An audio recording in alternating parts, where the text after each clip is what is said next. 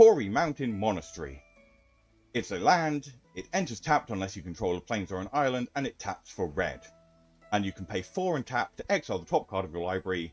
Until the end of your next turn, you may play that card. Okay, until the end of your next turn is a really important part that makes this card playable, because you can just hold up your mana. In an opponent's end step, you activate this. This isn't only as a sorcery, thank goodness. Then you exile the top card of your library.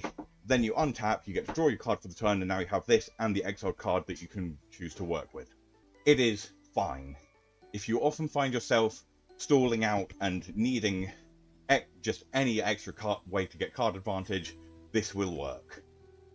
Important to note that just because it needs a plains or an island does not alter its colour identity. You can play this in any deck that has red. It will just only be untapped if there's a plains or an island around.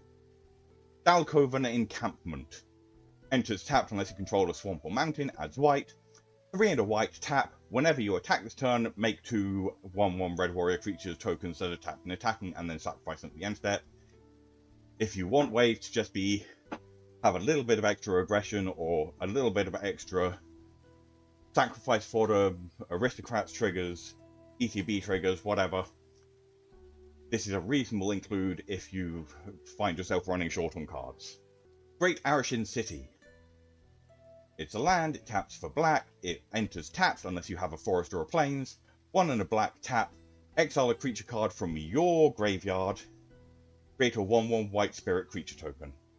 Eats up your graveyard, makes 1/1 bodies. The bodies don't fly, but it just gives you some sort of mid to late game chump blockers while you try and draw out of whatever problem you're having. Kishla Village. Enters tapped unless you control an island or a swamp. Taps to add green. 3 and a green, taps Surveil 2. Helps you through your graveyard, helps you fix your draw step. I'd consider this one to be basically even with the red one, which means it's probably slightly better than the white and black ones. And then Mistrise Village. The blue one of the cycle enters tapped unless you have a mountain or forest, and blue and tap, the next spell you cast this turn can't be countered.